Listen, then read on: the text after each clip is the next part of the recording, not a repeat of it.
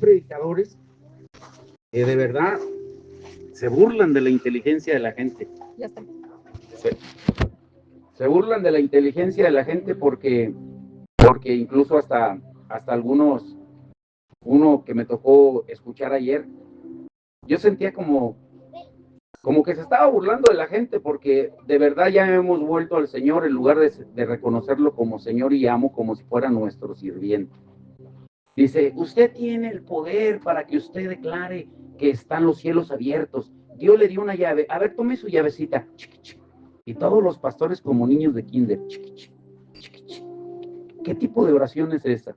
¿Por qué les digo esto? Porque tiene que ver con el título de lo que vamos a ver hoy. Si no volvemos a la esencia de reconocer a Jesucristo como nuestro Señor y nuestro amo, como lo vimos el domingo pasado, no vamos a repetir eso. No vamos a entender lo que vamos a estudiar hoy. Reconocer a Jesús como nuestro Señor y nuestro Dios. Por eso hay mucha escritura que respalda de que el único Dios, Señor, Salvador, amo, se llama Jesucristo. El único que tiene el poder para juzgar a todo el mundo y que lo juzgará el día que Él regrese, se llama Jesucristo. El único que se le ha dado poder en la tierra, en el cielo y debajo de la tierra, se llama Jesucristo. No hay otro Señor, no hay otro Dios. Pero nosotros hemos perdido el enfoque porque no hemos entendido que nosotros somos siervos del Señor, que nosotros debemos servirle al Señor en todo. Ahora, vaya conmigo a Romanos 6.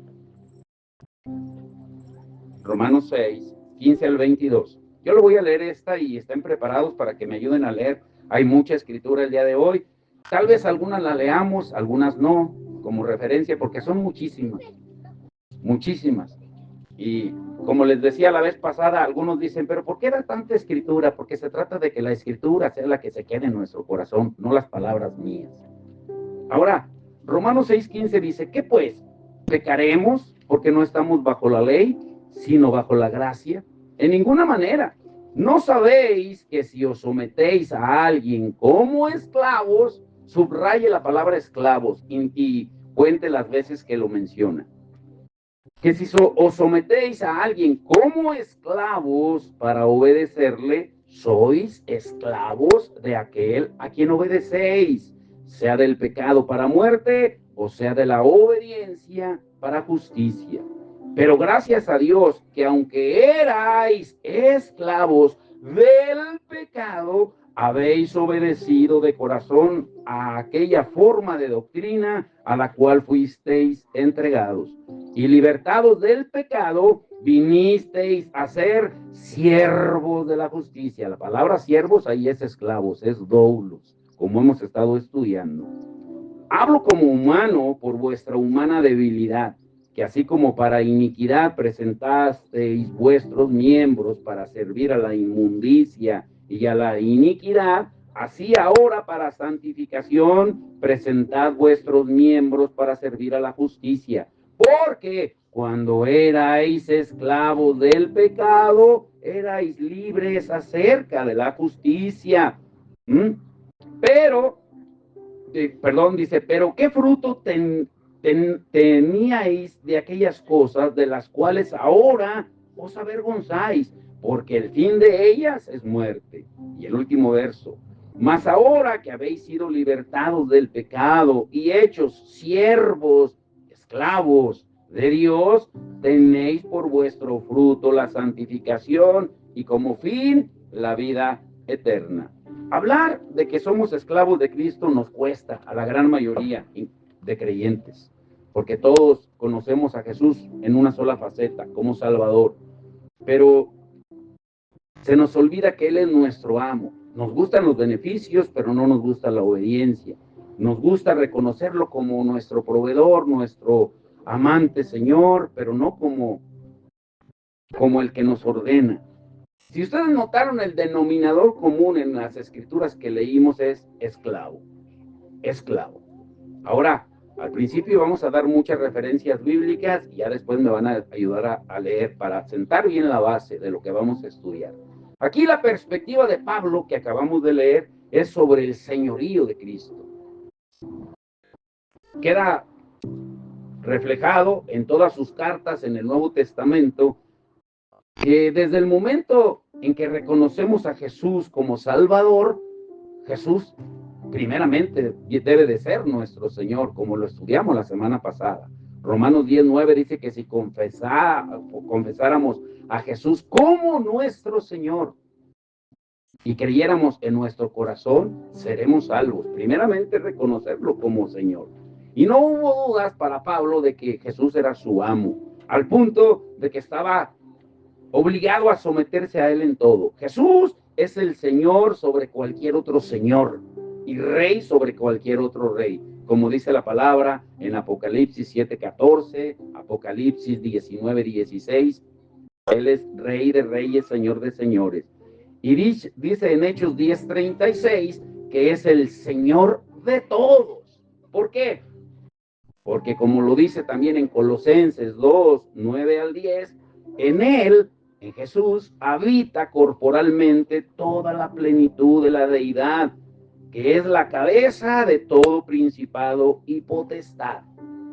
En Lucas 22:69 dice que se ha sentado a la diestra del poder del Padre, a la diestra del Padre. Y Efesios 1:22 dice que todas las cosas se han puesto bajo sus pies. Y aún más, la Biblia dice que Jesús es el resplandor de la gloria de Dios y la imagen misma de la sustancia. Y quien sustenta todas las cosas por la palabra de su poder. O sea, en pocas palabras, no queda ninguna duda cuando estudiamos la Escritura de que Jesús es el Señor de señores, el Dios de dioses, el amo de todos nosotros, que nosotros somos los doulos, Él es el Kyrios, el Señor, el amo. Ahora, dice la palabra de Dios que Jesús es el resplandor de la gloria de Dios, la imagen misma de la sustancia que sustenta todas las cosas con la palabra de su poder, habiendo efectuado la purificación de nuestros pecados por medio de sí mismo, y se sentó a la diestra de la majestad en las alturas. Eso lo dice Hebreos 1:3. O sea, Jesucristo es nuestro gran Dios y Salvador. Incluso Pablo, cuando le escribe a Tito en Tito 2:13, dice, Él es nuestro Dios. Lean esa escritura, por favor. Tito 2:13. El que la tenga, léala. Tito 2:13. ¿Qué dice? La esperanza bienaventurada y la manifestación gloriosa de nuestro gran Dios y Salvador Jesucristo. ¿De nuestro gran qué? Dios y Salvador Jesucristo. ¿Queda alguna duda que Jesucristo es Dios? No. Tan solo con ese verso tenemos para comprenderlo. Juan 1:14 dice que el verbo, la palabra Jesucristo se hizo carne y habitó entre nosotros. O sea, el Mesías prometido de quien se profetizó. Y dice Isaías 9:6, y se llamará su nombre admirable, consejero, Dios fuerte, Padre eterno y príncipe de paz. La Biblia no deja dudas de que Jesús es el Dios encarnado. ¿O queda alguna duda con estas pocas escrituras? Jesucristo tuvo que hacerse hombre para poder pagar por nuestros pecados, porque por un hombre vino el pecado, por un hombre vino toda la maldad, y por un hombre tenía que ser pagada, expiada toda esta maldad. Sería injusto que él hubiera venido como un Dios, porque entonces pues no sería justo, ¿sí? Ahora, la Biblia no deja dudas, vuelvo a repetir, de que Jesucristo es Dios encarnado, y no solo Dios, sino Señor, el amo, el Kyrios, como hemos estudiado ya por varias semanas. Como aún el mismo ciego, cuando fue sanado por Jesús, lo reconoce en Juan 9:38 y le dice, creo, Señor, creo, Kyrios, creo, amo. Y el mismo Tomás le dice en Juan 20:28, Señor mío y Dios mío, reconociendo a Jesús como Dios. Él es el gran yo soy, como lo dice también Juan 8:58. Y su trono, dice Hebreos 1:8, está por los siglos de los siglos. Y su reino no tendrá fin, como dice Lucas 1:33. Ahora, con todas estas escrituras que les di como base, así rápidamente, como ejemplo, que no solo enfatizan la autoridad de Cristo como Kyrios, como Señor y como amo, también afirman su carácter glorioso como Dios. Ahora, muy atentos, aquí comienza la parte interesante. Este es un dato histórico, pero necesitamos entenderlo también, es muy importante. Durante el tiempo en que se escribió el Nuevo Testamento, el nombre Kyrios, Señor, amo, era un título muy conocido para Dios. La traducción, no sé si han escuchado esto, la Septuaginta es la traducción griega del Antiguo Testamento, fue la primera traducción que se hizo. La Septuaginta, incluso nosotros hemos tratado de buscarla y no la hemos podido conseguir. La pueden ver en internet, en YouTube, la Septuaginta, pero conseguirla físicamente está difícil. La traducción griega, la Septuaginta del Antiguo Testamento, utiliza Kyrios para traducir dos nombres hebreos diferentes de Dios. Esto es importante entenderlo, porque si no, nunca le vamos a dar el debido respeto a Jesús. En el Antiguo Testamento se reconoce a Adonai y Yahvé como Kyrios, como el Señor, el título que solamente se le da a Jesús. El título Adonai, de la raíz Adón, literalmente significa amo, que marca su poder soberano. Él hace lo que él le place, nadie le puede ordenar, nadie le puede decir lo que haga, él hace. Nosotros lo único que podemos hacer es clamar, rogar, pedir, pero él es el que determina hacer. Incluso el mismo Jesús, cuando vino en forma de hombre, él reconoció la soberanía, dijo, pero no se haga como yo quiero, sino que se haga tu voluntad. Pero hoy en día, les decía al principio, hemos tornado eso, poniendo a Jesús como si fuera nuestro siervo. Y los falsos predicadores, profetas que vemos en las redes sociales es con un Dios te dice que este año es el año de la prosperidad. Dios te dice que este año Él va a restaurar a tu familia. Dios te dice que tus hijos van a volver. ¿De dónde sacan tanta mentira? Si cuando Dios mandaba a un profeta, tanto en el Antiguo Testamento como en el Nuevo Testamento, jamás fue para dar buenas noticias. Incluso hubo una ocasión en que un profeta llamado Ágabo le dijo a Pablo, Pablo, no vayas a Jerusalén, porque el Espíritu me dice que allá te van a encarcelar, te van a golpear y te van a dar muerte. Jamás fue para dar buenas noticias. Pero hoy en día somos tan irreverentes que le queremos ordenar al Dios soberano lo que haga, porque no lo reconocemos como autoridad. Ahora, ¿eso quiere decir que no tenemos poder? Claro que tenemos poder, pero no hay poder sin someternos a la autoridad. ¿Me estoy dando a entender? Dígame amén.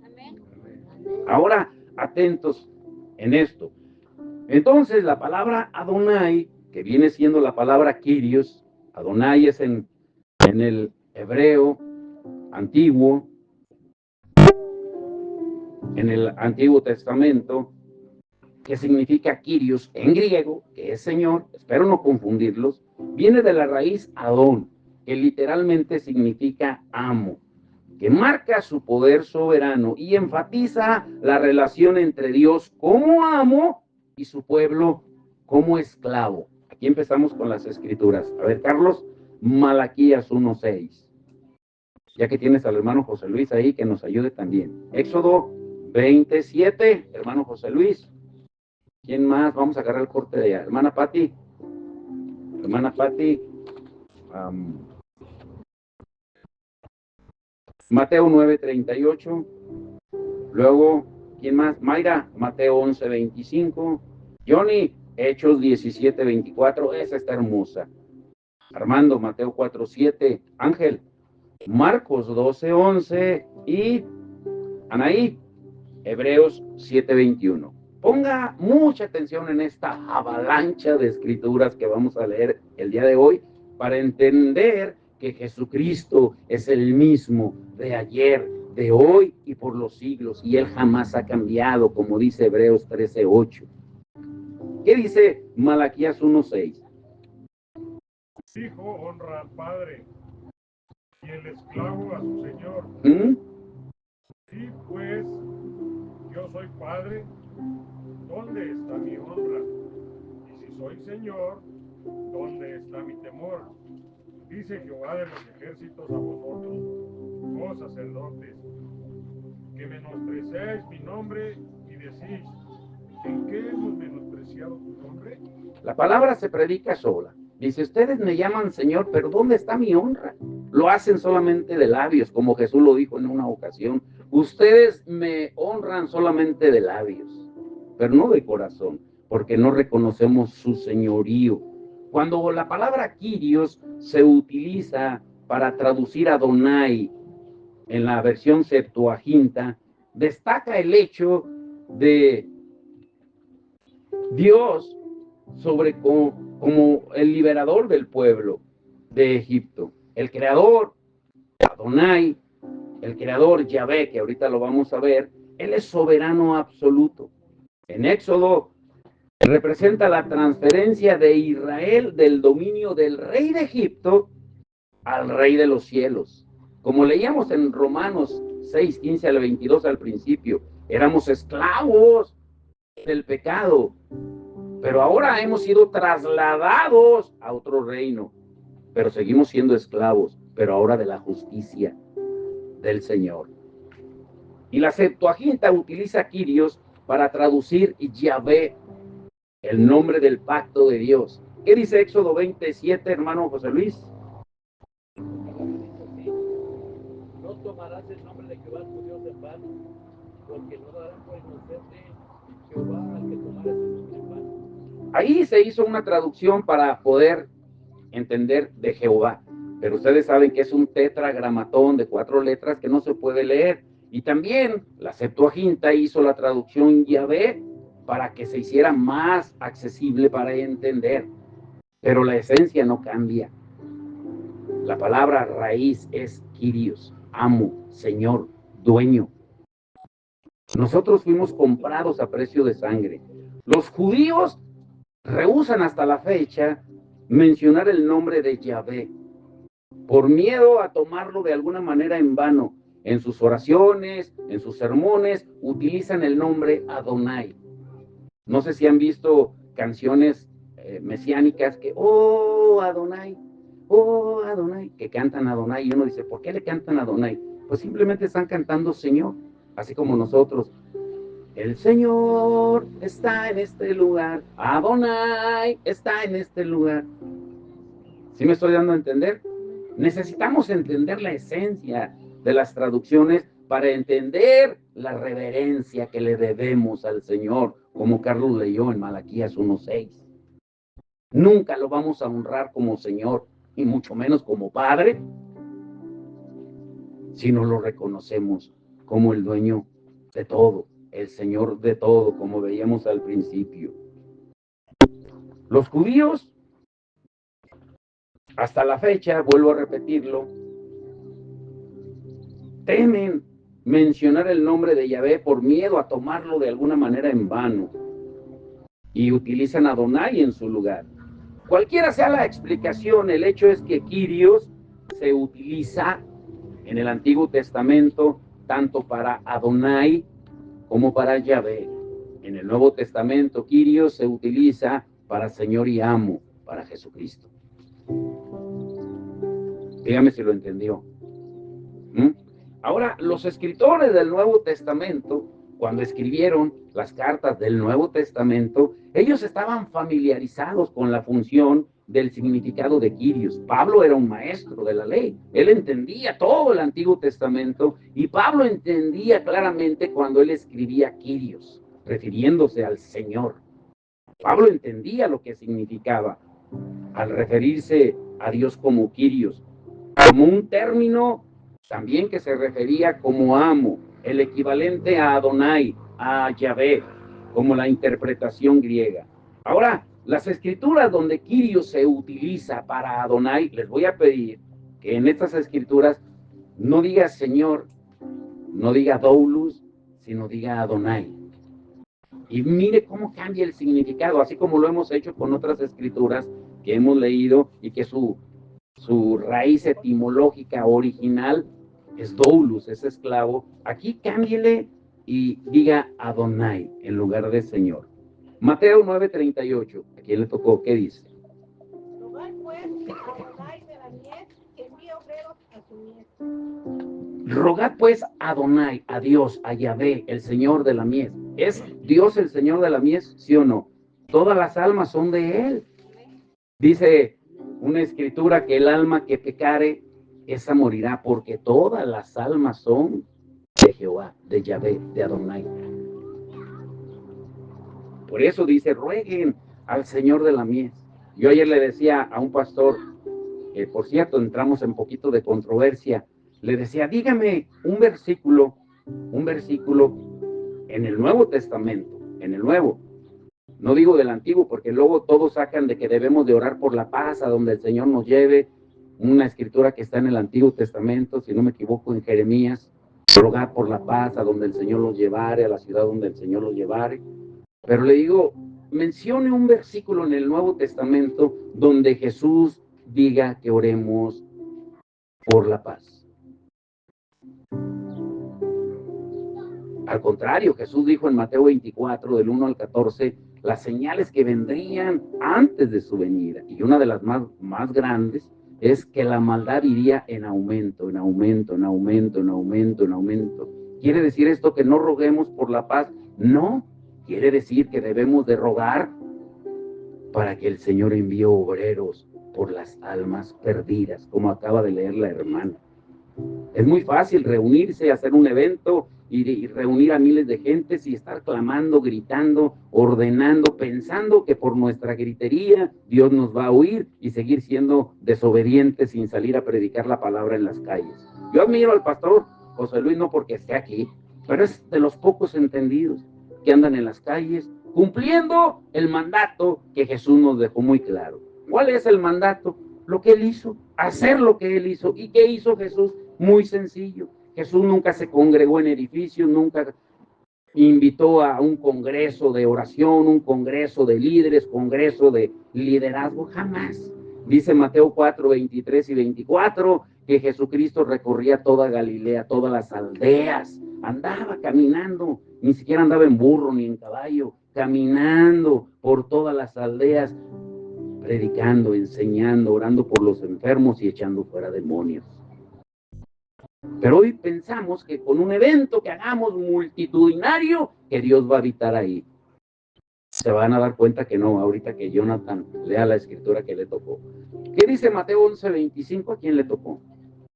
¿A quién le tocó Mateo 11:25?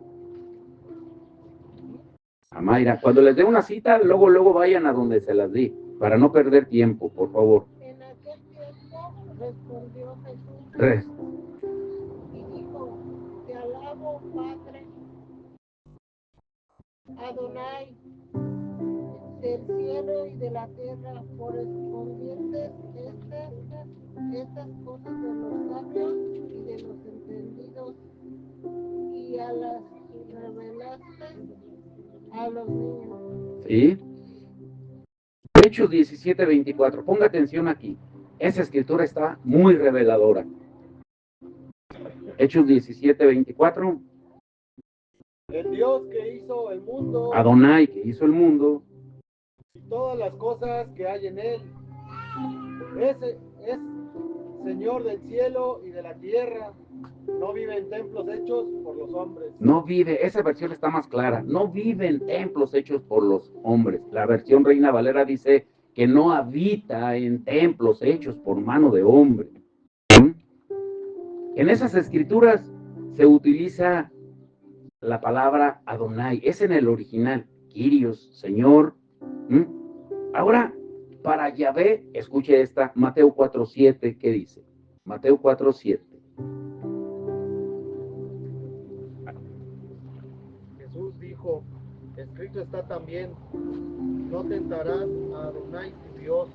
¿A quién se lo está diciendo? Al diablo, a Satanás. Mateo 4, del 1 al 11, registra la tentación de Jesús en el desierto. Le está diciendo que la mayor autoridad es la del Señor. Por eso Jesús, cuando envió a su pueblo y nos dejó la gran comisión, lo primero que él dijo en Mateo 28:18, toda autoridad en el cielo y en la tierra me ha sido dada, y a quien quiero se la doy. Soberano. Tú no puedes reclamar y decir que tiene la autoridad de Dios para abrir los cielos. Y el Señor dice que va a acabar con la maldad. El Señor dice que la violencia se acaba en Celaya. Es mentirosos. Perdónenme. Nosotros no podemos poner palabras que la Biblia no registra. La Biblia dice que nos humillemos, segunda de Crónicas 7:14. Si mi pueblo se humilla, ora, clama, busca mi rostro, se aparta de sus malos caminos, entonces yo oiré desde los cielos, no antes. Muchos de los que protagonizan esos eventos de oración son gente que vive en adulterio, fornicación, pecado, ladrones. Hace rato el pastor que vino, no digo su nombre, bueno, lo voy a decir, Dan Granjeno, se llama, el pastor de Juventino, me estaba mencionando de que uno de los dirigentes de ayer de la oración le canceló un evento que él tenía, un evento que iba a ser gratuito, y trayendo nada menos a quien creen que iba a traer, no iba a tener costo, y se lo pararon, porque según el comité, nadie puede hacer eventos masivos si no tienen la autorización de ese grupo, de Guanajuato 2000. Iba a traer a Miel San Marcos, él iba a pagar. No iba a costar nada a la gente y se lo detuvieron. Pero como dice Pablo, sea por contienda o por envidia, Cristo es predicado. Pero no podemos creer de que tenemos el poder soberano sobre Dios. Él es Yahvé, Él es Adonai, Él es el Kyrios, Él es el Señor. Nosotros somos esclavos. Nos guste o no nos guste. Nos cuesta entender eso. Si hay tiempo, vamos a desglosar 5 marcas en las escrituras que leímos en Romanos 6:15 al 22. 5 marcas que tiene un esclavo de Cristo. Eso lo dejé al último porque es un estudio que merece una mención aparte, pero si da tiempo las vamos a mencionar rápidamente y después tal vez la siguiente semana analicemos cada una de ellas.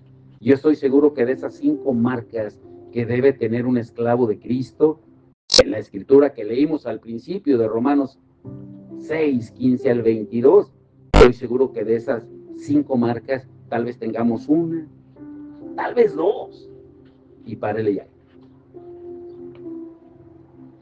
Y pensamos que tenemos la autoridad para decir, nos gusta escuchar sermones psicológicos que motivan, y así dice el Señor, así.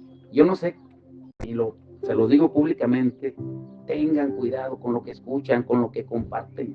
Últimamente muchos de ustedes están compartiendo de Yesenia Ten, tengan cuidado, esa mujer es más psicóloga que el diablo. Así se los digo. Analicen cómo tuerce la palabra, analicen su vida privada, cómo es ella. No todo el que me dice Señor, Señor. Tenemos que ser conscientes de lo que escuchamos. Si lo que están hablando no está respaldado por la palabra y siendo revelado, como lo dice la palabra, si están torciendo la escritura, tengamos cuidado. Ningún profeta en el Antiguo, en el Nuevo Testamento, que fue enviado por Jesús, por Dios, por Adonai, por Yahvé, póngale el nombre que quiera, por Jehová el Padre, que es el mismo, por el Espíritu de Dios, el Espíritu Santo, que es el mismo, jamás fue para darle buenas noticias al pueblo que iba a vivir en éxito y prosperidad. Siempre fue para que se arrepintieran de sus malos caminos. ¿Cuál fue el mensaje de Juan el Bautista al prepararle el camino a Jesús? Arrepentiros. ¿Cuál fue el mensaje de Jesús cuando predicó en la tierra en sus 3 años y medio de ministerio? Arrepiéntanse. ¿Cuál fue el mensaje de la iglesia primitiva en el libro de Hechos de los Apóstoles? Arrepiéntanse y conviértanse de sus malos caminos para que venga de parte del Señor tiempos de refrigerio, no de paz. Diferente. Confundimos la palabra refrigerio con paz. ¿Cuál fue el mensaje de Pablo en sus cartas? Arrepiéntanse. ¿Y cuál debe de ser el mensaje hoy en día de la iglesia? El mismo. Jesús no cambia. Pero hoy en día nos gusta que se nos diga que nos esperan bendiciones, nos esperan prosperidad, éxito y que todo estará bien, como si Jesús fuera el genio de la lámpara. Él es Adonai, Él es el Señor, Él es Yahvé, Él es nuestro amo. No podemos nosotros ordenarle a Él. Si me está entendiendo, dígame amén. Está dura la palabra, ¿eh? Marcos 12:11, ¿qué dice? ¿A quién le tocó? El Señor ha hecho esto y es cosa maravillosa. Adonai ha hecho esto y es cosa maravillosa A nuestros ojos. a nuestros ojos. Adonai, Yahvé ha hecho esto y es cosa maravillosa a nuestros ojos. Hebreos 7:21, ¿qué dice? Porque los otros ciertamente sin juramento hechos sacerdotes. Por el juramento del que dijo, juró el Señor y no se arrepentirá. Juró Yahvé, juró Adonai y no se arrepintió. Ahora aquí viene lo importante. Fue con esta función dual, o sea, de estos dos significados de Adonai y de Yahvé, que los apóstoles aplicaron el título de Kyrios, de Señor, de Amo, de Dueño a Jesucristo, como Adonai, como Yahvé, porque ellos reconocieron que Jesús es los dos. Entiéndalo. Adonai y Yahvé. Los escritores del Nuevo Testamento enfatizaron la autoridad e igualdad divina de Cristo con Dios al atribuirle el nombre Kyrios, Señor, que es lo mismo que Adonai, que es lo mismo que Yahvé. Ahora, estas otras escrituras. A ver, Carlos, Mateo 7:21. Hermano José Luis, Juan 1:23. Hermana Patti, Romanos 14:9. Caro, Hechos 10:36. ¿Quién más? Johnny, Filipenses 2:10 al 11. Mayra, Isaías 44:5. Armando, Gálatas 6:17. Ángel, Primera de Corintios 1:12 al 13. Y Anaí, Primera de Corintios 12:3. Y Alfredo, Mateo 7:21 al 23. Ay, Señor, agárrese con esta ronda, ¿eh? Aquí empieza lo más interesante todavía. Cuando reconocemos la autoridad e igualdad divina de Cristo con Dios. Él es el Kyrios, Él es el Señor. Mateo 7:21, Carlos. No todo el que me dice Señor, Señor, entrará en el reino de los cielos, sino el que hace la voluntad de mi Padre que está en los cielos. Juan 1:23, hermano José Luis. Dijo, yo soy la voz que clama en el desierto, enderezad el camino del Señor, como dijo el profeta Isaías. Romanos 14:9. Porque Cristo para esto murió y resucitó y volvió a vivir para ser Adonai, así de los muertos como de los que viven. Para ser Adonai, para ser el Señor, para ser Dios, así de los que viven como los que mueren, porque Dios, Jesucristo mismo lo dijo, no es Dios de vivos, sino de muertos también. No es de muertos, sino de vivos también. Bueno, al caso que es Dios de los dos, de vivos y de muertos. Hechos 10:36, ¿qué dice? Dios envió mensajes a los hijos de Israel, anunciando el evangelio de la paz por medio de Jesucristo. Este es Adonai de todos. Ahora hay que tener cuidado con esa escritura, porque esa es una de las escrituras que aplican los que dicen, ahí está, tenemos que pedir por la paz. Recordemos que el Señor, cuando Él da la salvación es individual. La paz es personal. El Señor nunca da una paz general, nunca da una salvación general. Sacamos mucho fuera de contexto cuando Pablo le dice al carcelero de Filipos en Hechos 16, cree en el Señor, cree en Adonai, cree en Yahvé y serás salvo tú y toda tu casa. Y pensamos que es una promesa que el Señor tiene que cumplir, que porque yo creí, mis hijos forzosamente van a venir creyendo también en el Señor. No es cierto. La salvación es personal. Es algo que nos cuesta, porque el Señor hace su voluntad. Filipenses 2, 10 al 11, escuche. ¿A quién le tocó? Filipenses 2, 10 al 11. Para que en el nombre de Jesús se doble toda rodilla de los que están en los cielos y en la tierra y debajo de la tierra, y toda lengua confiese que Jesucristo es el Señor, para gloria de Dios Padre. Para que en el nombre de Jesús, en el nombre del Señor, de Adonai, de Yahvé, se doble toda rodilla en los cielos, en la tierra y debajo de la tierra. Solo hay un nombre, el nombre de Jesús, Adonai, Yahvé. Ahora, para los creyentes de la iglesia primitiva, el título Kyrios señalaba a Cristo no solo como su amo absoluto, sino también como su Dios, como su Adonai, como su Yahvé. Cuando confesamos a Jesús como nuestro Señor, como nuestro Dios, estamos reconociendo nuestro deber tanto a obedecerlo como Rey y adorarlo como Dios. A ver, aquí les voy a decir otra vez. Estamos reconociendo nuestro deber tanto a obedecerlo como Rey y adorarlo como Dios. ¿Por qué esta distinción? Cuando a un rey en lo terrenal, en la parte terrenal, un rey, por ejemplo, en la época medieval, se le desobedecía, ¿qué consecuencias traía el desobedecer las órdenes de un rey? Así de simple. Y también dice que debemos de adorarlo como Dios, porque al único que le debemos adoración es a quién, al único Dios. No podemos adorar a nadie más.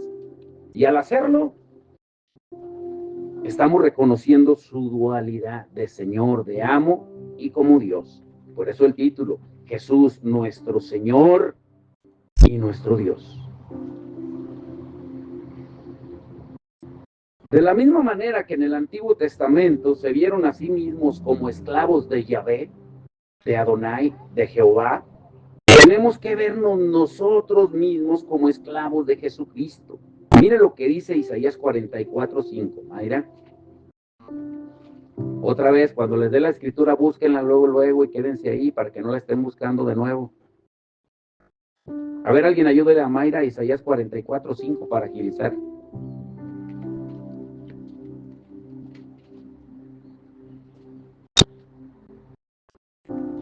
Este dirá, yo soy de Jehová, y otro se llamará del nombre de Jacob, y otro escribirá con su mano a Jehová, y se apellidará con nombre de Israel.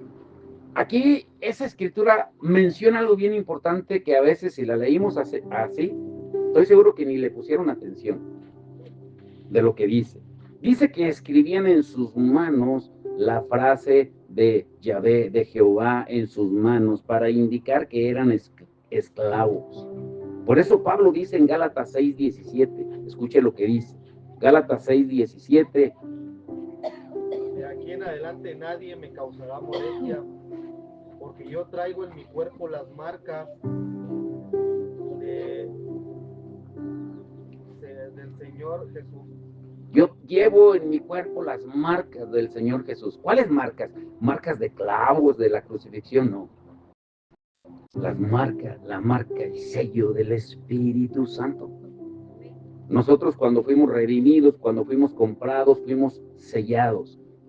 A los esclavos se les sellaba como propiedad. Igual que hoy en día al ganado, los que tienen ganado los marcan con su marca de propiedad, su sello personal. El Señor también nos marcó con su sello personal, que es el Espíritu Santo. Fuimos sellados con las arras, la garantía. Nosotros deberíamos decir, yo soy de Cristo. Pero lo hacemos, ¿qué dice Primera de Corintios 1, 12 y 13? ¿A quién le tocó? Quiero decir que cada uno de vosotros dice, yo soy de Pablo, y yo de Apolos, y yo de Cefas, y yo de Cristo. ¿Acaso es está dividido Cristo? ¿Fue crucificado Pablo por vosotros? ¿O fuisteis bautizados en el nombre de Pablo? Parafraseando la escritura que acabo de leer, Ángel, en 1 Corintios 1, 12 y 13, dice, ustedes dicen, yo soy de Pablo, yo soy de Cefas, yo soy de aquí, de Cristo, yo soy de allá, yo soy de aquí, igual que hoy en día hacemos. Parafraseando en la actualidad sería, yo soy de tal denominación, yo soy de tal esta, yo soy de tal religión, yo soy de aquí, yo soy de allá, yo soy de acá. Pero dice Pablo, bueno, a ver, Cristo fue crucificado por Pablo, por Cefas o por... Cristo es Señor de todos. Ahora escuche esto, tal vez les vuele la cabeza esto, porque merece un estudio aparte. Nos vamos a llevar tantas sorpresas el día que estemos delante del Señor, que incluso vamos a ver gente, escúchelo, gente hasta de otras denominaciones, otras religiones, que estén delante del Señor. Y tal vez los que esperábamos ver, no los veamos.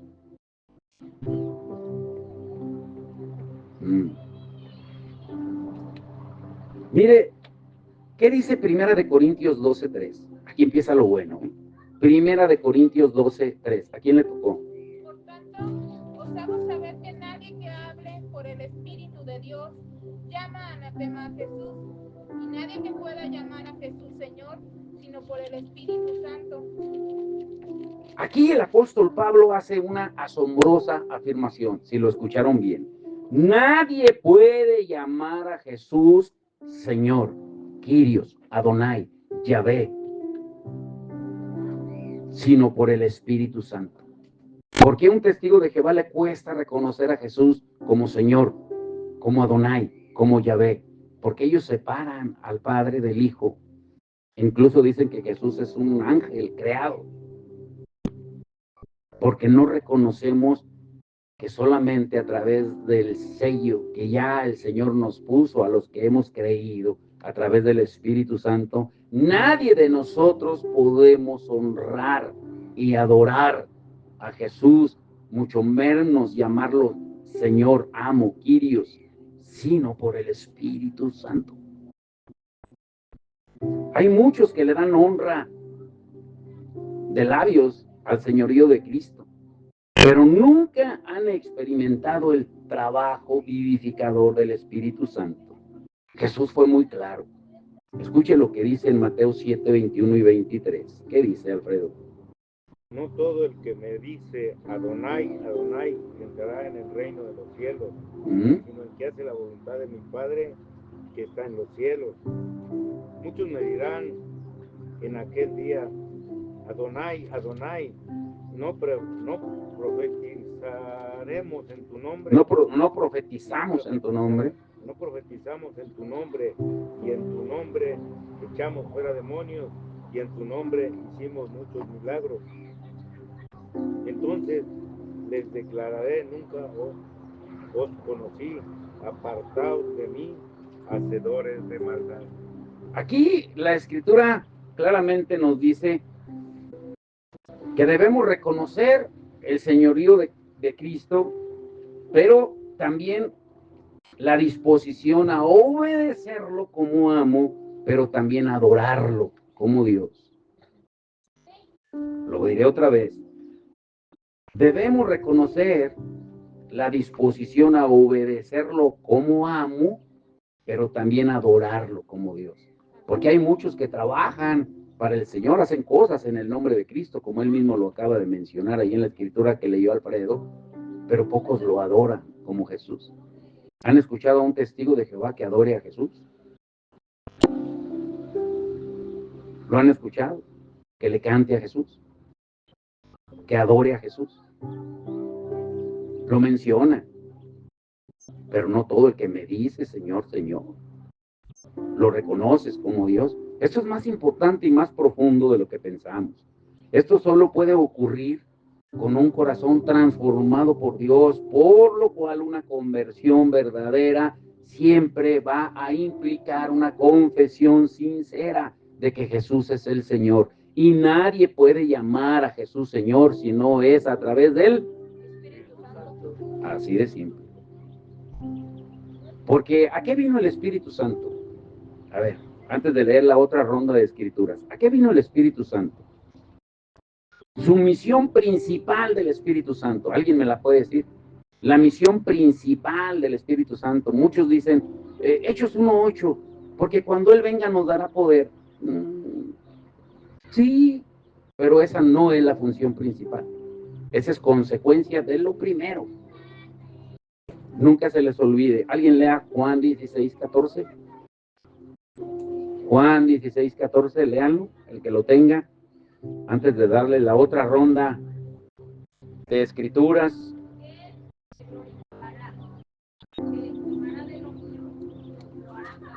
Jesucristo dice, cuando venga el Espíritu Santo, Él me glorificará. La función principal del Espíritu Santo es glorificar a Cristo. Glorificar a Cristo. Después viene lo demás. Recibirán poder cuando venga el Espíritu Santo. ¿Por qué? Porque Él me glorificará a mí. Y yo les he dado poder y autoridad. En mi nombre echarán fuera demonios. Con el poder del Espíritu Santo. Pero que ha sido delegado por la autoridad de Jesús. Porque la función principal del Espíritu es glorificar a Cristo. Ahora, escuchen esta otra ronda de escrituras. Tal vez sea Romanos 10, 9 al 13. A ver, Carlos, lee esa, por favor. Romanos 10, 9 al 13. Hermano José Luis, Hechos 2, 21. Hermana Pati, Hechos 16, 30 al 31. Caro, Romanos 6, 19. Mayra, Primera de Tesalonicenses 3:13. Jonathan, Romanos 6:4. Armando, Primera de Corintios 7:22. Alfredo, Efesios 6:6. Ángel, Primera de Corintios 15:58. Y Anaí, Efesios 5:10. Son muchas escrituras. Romanos 10, 9 al 13. Escuche cómo es que tú llegas a ser salvo. Solamente por confesar. Y repita conmigo, Señor Jesús, te recibo, como Señor, como Señor. ¿Qué más? Y estamos repitiendo como loros, pero no reconociendo lo que de verdad debemos reconocer. Hay muchas conversiones falsas en la iglesia, porque solamente lo honramos de labios, pero no lo reconocemos como el Señor, como el Adonai, como Yahvé, como Dios. Romanos 10, 9 al 13, Carlos. Que si confesares con tu boca que Jesús es el Señor. Jesús es el Señor, es Adonai, es Jehová, es Yahvé. Ahora, tan solo en ese punto, perdón que te detuve, tan solo en ese punto dice que si confesares con tu boca que Jesús es el Señor, es Adonai, es Yahvé, dice que serás salvo. Les pregunto, si esa es la condición para ser salvo, un testigo de Jehová, un mormón o de otra secta puede ser salvo. Piense, ¿puede ser salvo si no reconoce esa primera parte? Piense, yo no soy Dios, ni puedo decir sí o no, pero piense en eso. La palabra es clara, se predica sola. Otra vez, Carlos, por favor, desde el principio. Que si confesares con tu boca que Jesús es el Señor y creyeres en tu corazón que Dios le levantó de los muertos, serás salvo. Porque con el corazón se cree para justicia, pero con la boca se confiesa para salvación. Pues la Escritura dice, todo aquel que en él creyere no será avergonzado, porque no hay diferencia entre judío y griego, pues él mismo que es Señor de todos, es rico para con todos los que le invocan, porque todo aquel que invoque el nombre del Señor será salvo. ¿Cuál Señor? Jesucristo. Jesús, Adonai, Yahvé, que es lo mismo, Kyrios, Señor. Hechos 2:21. Hechos 2:21 dice lo mismo. El nombre del Señor, el nombre de Jesús, porque se le ha dado un nombre que es sobre todo nombre. Hechos 16, 30 al 31. Y sacándolos les dijo: Señores, ¿qué debo hacer para ser salvo? Ellos dijeron: cree en Adonai Jesucristo y serás salvo tú y tu casa. Cree en el Señor, pero cree tú y tu casa. No le está diciendo, si crees tú, es garantía de que tu casa también va a ser salva. Tenemos que entender cómo está la palabra. Dice, cree en el Señor Jesús, tú y tu casa. La salvación es personal. No le está garantizando de que porque él cree en el Señor, lo demás va a venir. Tenemos que entender la palabra. Solamente el poder del Espíritu Santo puede iluminar la mente y cautivar la voluntad. Ninguna persona puede hacer una confesión simple solo con un conocimiento mental. Ahora, apenas vamos a llegar a los 2 puntos principales, pero la predicación va a ser más rápida que la introducción. Número 1, Jesús dice, ¿por qué me llaman Señor, Señor? Cuando confesamos el señorío de Cristo, como lo acaban de leer los hermanos, a los creyentes se nos exige obedecerlo en todo. Lo estás confesando como tu Señor, como tu amo. Obedecerlo en todo con nuestro trabajo, porque Cristo ha hecho redención por nosotros, nos ha comprado, somos su posesión propia, le pertenecemos a Él y ahora Él nos dice lo que debemos hacer. Y este mandamiento nuevo es un mandamiento a la justicia. Mire lo que dice Romanos 6:19. ¿Qué dice? Hablo como humano por vuestra humana debilidad, que así como para iniquidad presentaréis vuestros miembros para servir a la inmundicia y a la iniquidad. Así ahora, para santificación, presentad vuestros miembros para servir a la justicia. Sí, así como los presentabas tus miembros para servir al pecado, ahora preséntalos. Así como eras esclavo del pecado, ahora eres esclavo de la justicia, esclavo del Señor. Ahora sírvele con tus miembros, tu cuerpo. Pero no solamente servirle, sino guardarlos en santidad. Primera de Tesalonicenses 3:13, ¿qué dice? Para que sea afirmado vuestros corazones irreprensibles en santidad delante de Dios nuestro Padre, en la vida de nuestro Adonai Jesucristo con todos sus santos. Sí, santidad, vida nueva también. Romanos 6:4, ¿qué dice Johnny? Pues por el bautismo fuimos sepultados con Cristo y morimos para ser resucitados y vivir una vida nueva, así como Cristo fue resucitado por el glorioso poder del Padre. Fuimos resucitados para vivir una vida nueva. Ya no vivo yo. Gálatas 2:20 dice que con Cristo estamos juntamente crucificados. Ya no vivo yo, mas Cristo vive en mí. Yo no me pertenezco a mí mismo. Por eso, cuando encontramos la expresión o la descripción de los cristianos en las cartas, en el libro de Hechos, como doulos, como esclavos de Cristo, lo entendemos mejor. Mire lo que dice Primera de Corintios 7:22, de quién eres esclavo. Primera de Corintios 7:22. El que en el Señor fue llamado siendo esclavo, libertó es Señor. Asimismo, el que fue llamado siendo libre es esclavo de Cristo. ¿De quién es esclavo? ¿De quién somos esclavos? De Cristo. Eras esclavo del pecado, ahora eres esclavo de Cristo. Efesios 6:6, ¿qué dice? No sirviendo al ojo como los que quieren agradar a los hombres, sino como siervos de Cristo, de corazón haciendo la voluntad de Dios. Haciendo la voluntad de Dios. Los esclavos de Cristo debemos estar creciendo en la obra del Señor siempre. Esta escritura está hermosa. Primera de Corintios 15:58, ¿qué dice? Así que, hermanos míos amados, estad firmes y constantes, creciendo en la obra de Adonai, siempre sabiendo que vuestro trabajo en Adonai no es en vano. ¿Mm? Comprobando lo que es agradable al Señor, Efesios 5:10, ¿qué dice? Comprobando lo que es agradable al Señor. Comprobando lo que es agradable al Señor. Pero solamente lo vas a hacer cuando reconozcas tu condición.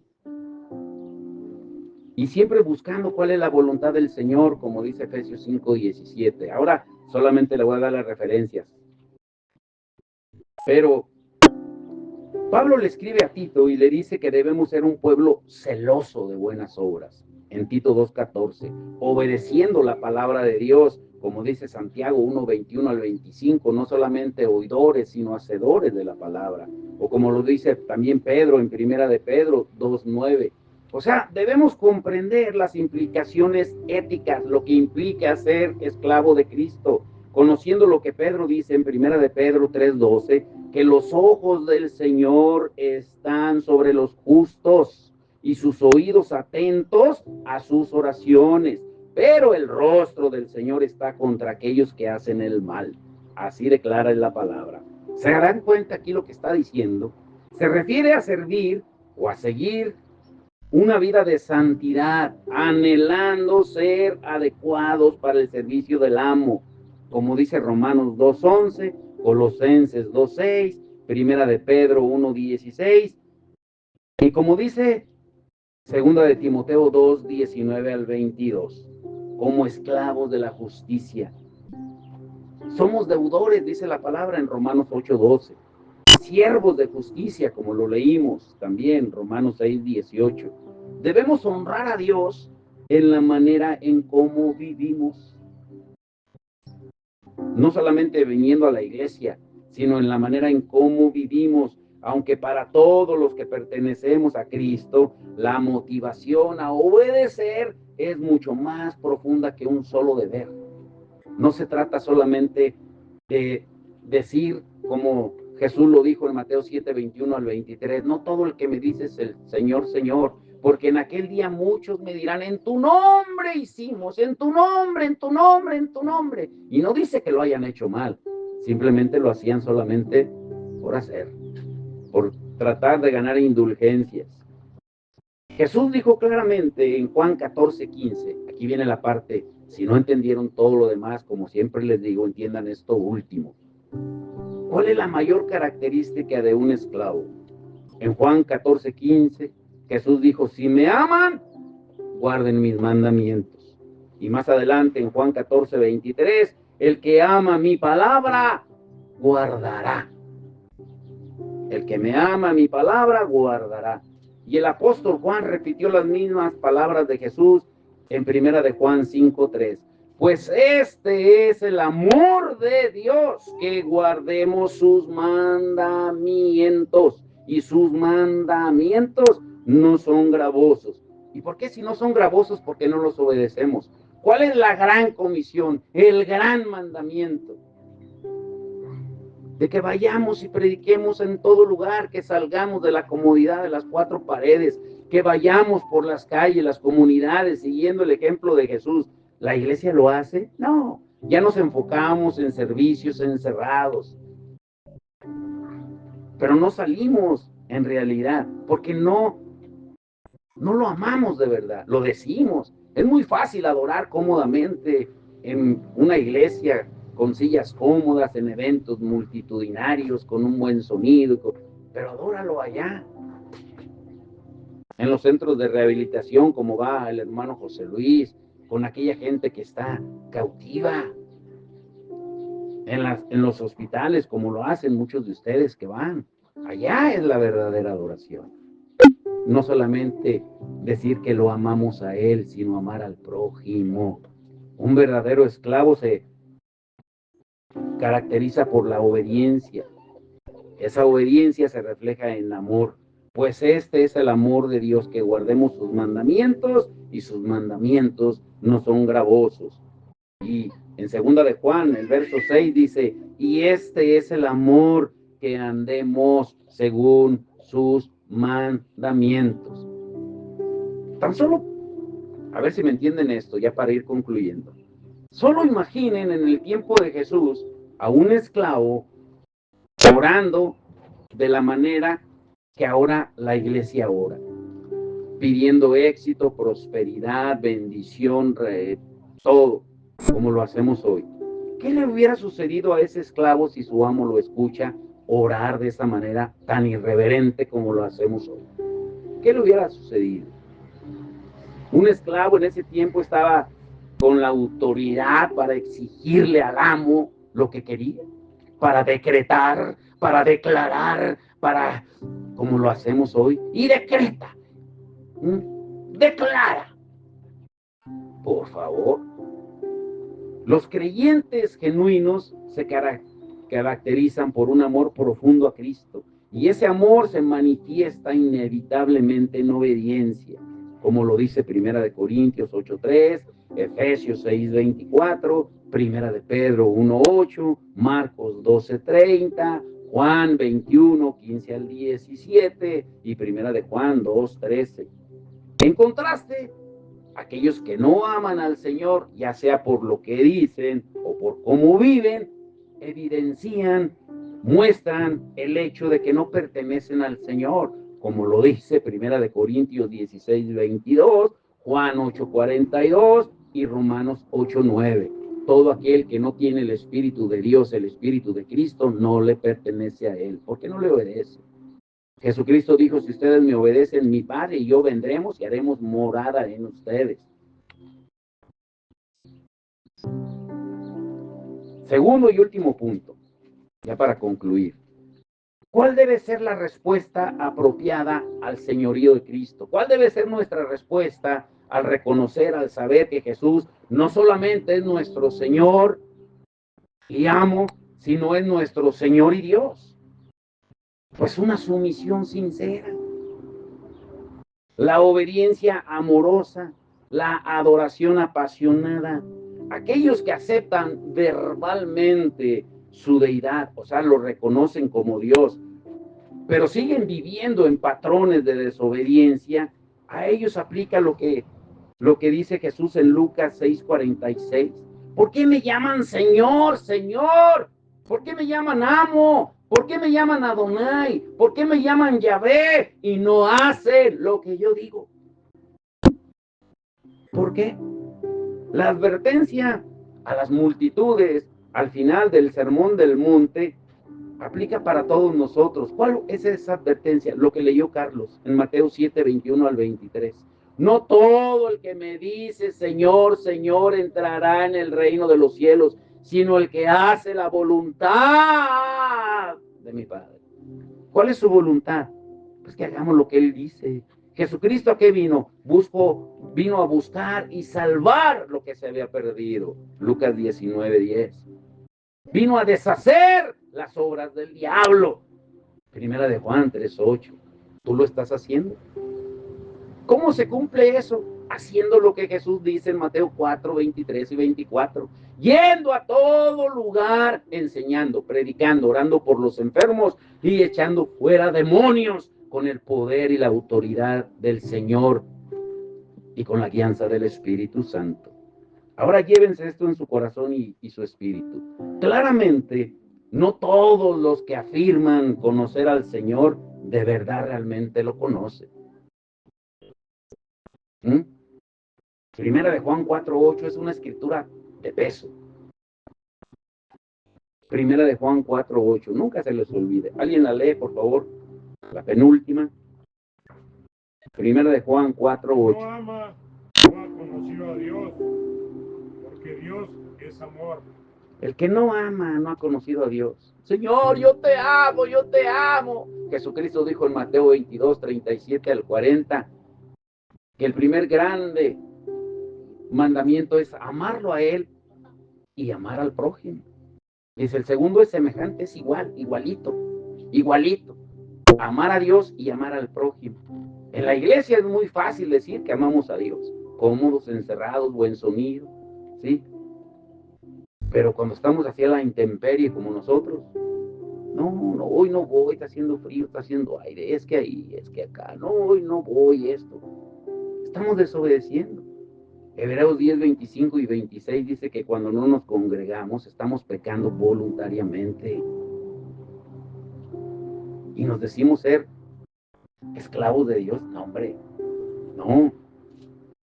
Llévense esto en su corazón y espíritu otra vez. Claramente no todos los que afirman conocer al Señor de verdad o realmente lo conocen. ¿Por qué?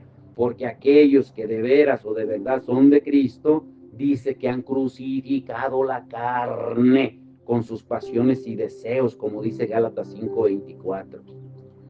Yo ya entendí, si soy esclavo de Cristo, que no puedo desobedecer las órdenes del amo.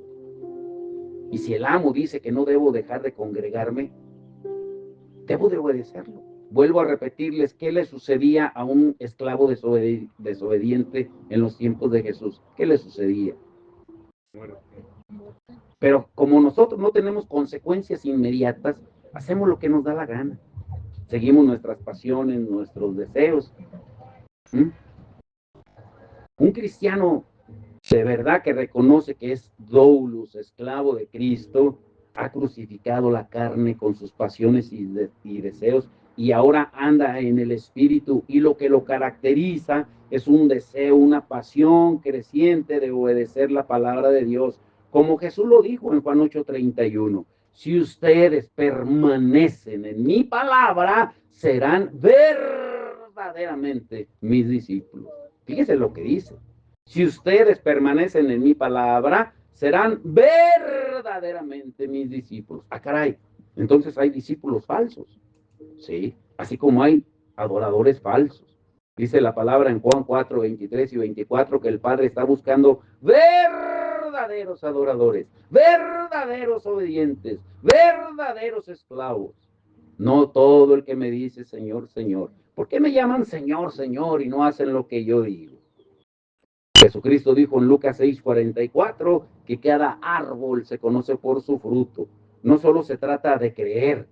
Yo creo en Jesús, sí, también los demonios creen y tiemblan, dice Santiago 2:19. Ser esclavo de Cristo, ¿saben lo que significa?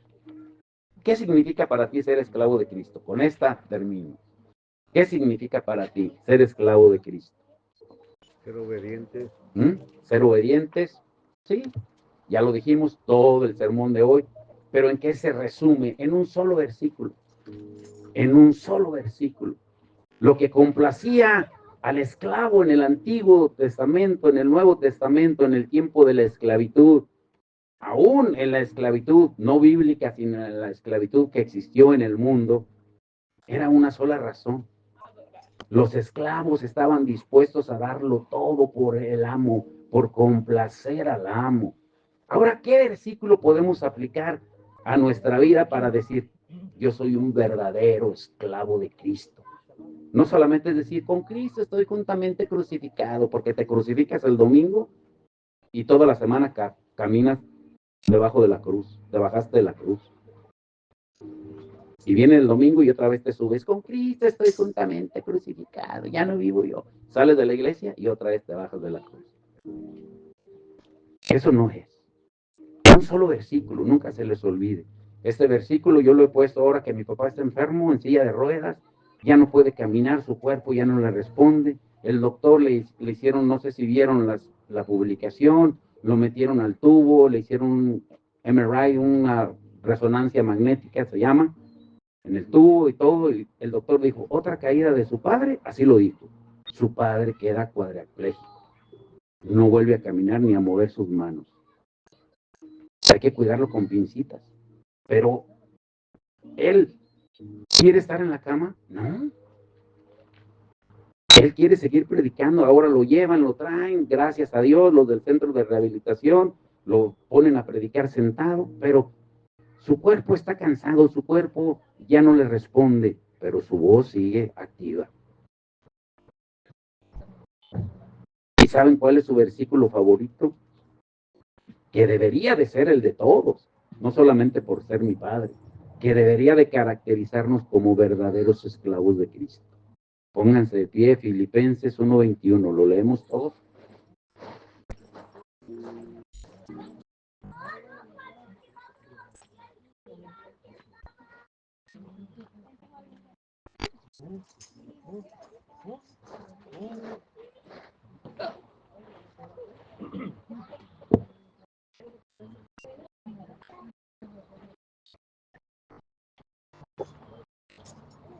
ver, Carito, venga, ayúdame aquí.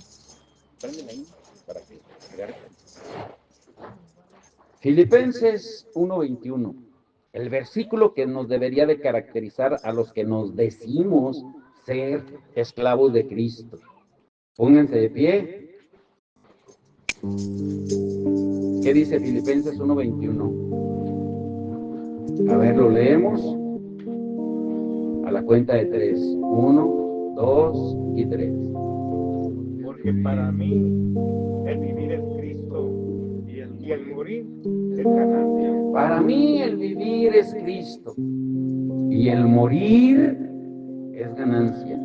Por eso Romanos 12:1 dice que nos ofrezcamos, nuestro cuerpo en sacrificio vivo, santo, racional al Señor.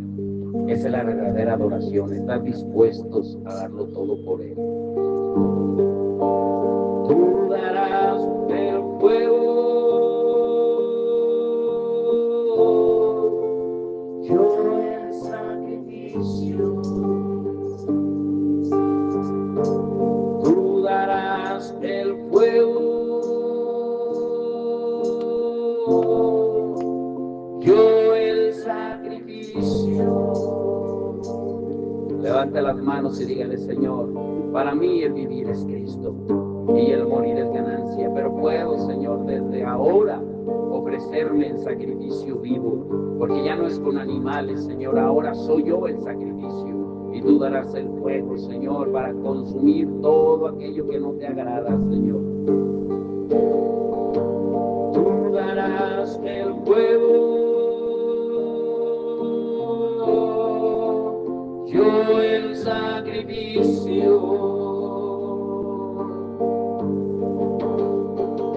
Tú darás el fuego, yo el sacrificio. Consúmelo,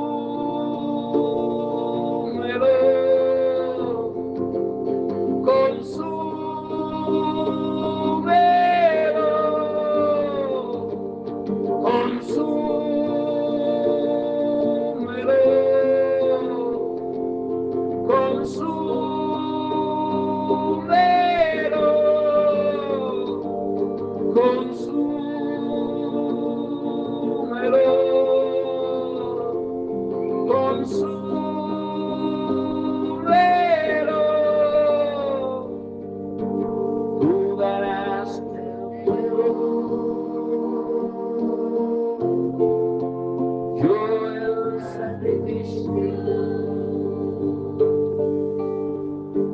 Tú darás el fuego,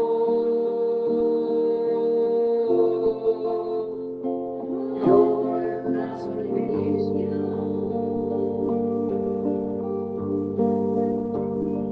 Te daré lo mejor del trigo, de la miel, de la roca, te daré lo mejor del trigo, de la miel, de la roca, te daré. Derribaré a tus adversarios, los buscarás y no los hallarás. Vencerás en todos tus caminos, para siempre en el nombre de Jesús. Para siempre en el nombre de Jesús. Para siempre en el nombre de Jesús.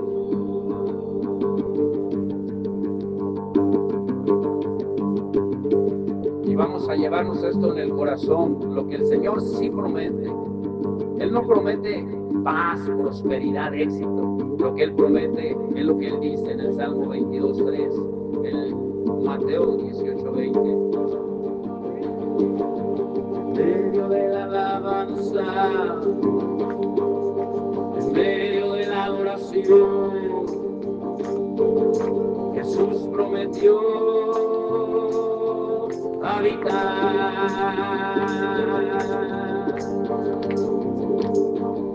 en medio de la alabanza, en medio de la adoración. Jesús prometió habitar. Por eso cada vez que lo alabamos y lo adoramos, Él habita en medio de nuestra alabanza, de nuestra adoración. Porque donde hay dos o tres reunidos en su nombre, ahí está Él.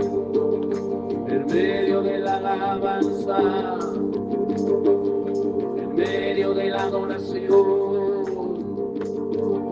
Jesús prometió habitar, y dice su palabra que la lucha no es con espada ni con ejército, es con su Santo Espíritu. Y la lucha no es con espada ni con ejército, es con su Santo Espíritu. Y la lucha no es con espada ni con ejército, es con su Santo Espíritu. Señor, hoy te damos toda la gloria porque reconocemos tu señorío. Reconocemos que tú eres el Kyrios, el Señor, el amo. Pero también eres Adonai, el poderoso. Eres Yahvé, el creador, Señor.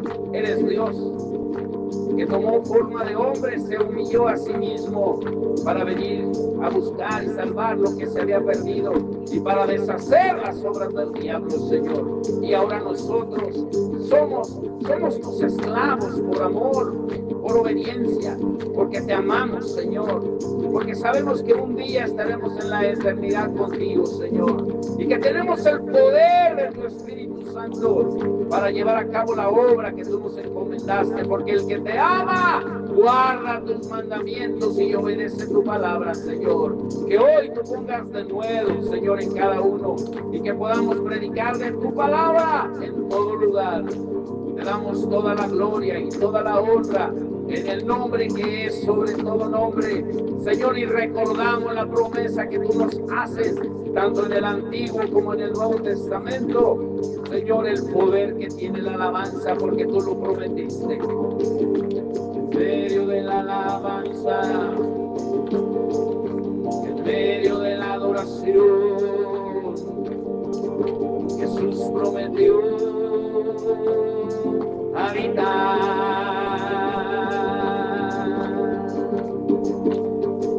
En medio de la alabanza, en medio de la adoración, Jesús prometió habitar. Y diga una última vez: y la lucha no es con espada ni con ejército, es con tu Santo Espíritu, como dice Zacarías 4:6, y también como tú lo dijiste en Hechos 1:8, recibirán poder cuando venga el Espíritu Santo. Y la lucha no es con espada ni con ejército, es con su Santo Espíritu. Y la lucha no es con espada ni con ejército, es con su Santo Espíritu. Te damos toda la gloria. Hoy te reconocemos, Jesús, como nuestro Señor, como nuestro Dios. Así como aquel ciego, cuando recobró la vista, dijo: creo, Señor. Y como Tomás dijo: mi Señor y mi Dios. Hoy te confesamos, Jesús, como nuestro Señor y nuestro Dios. Y el pueblo de Dios dice: amén y amén. Dele palmas fuerte, fuerte, fuerte al Señor. Vamos a poner la silla a las mesas.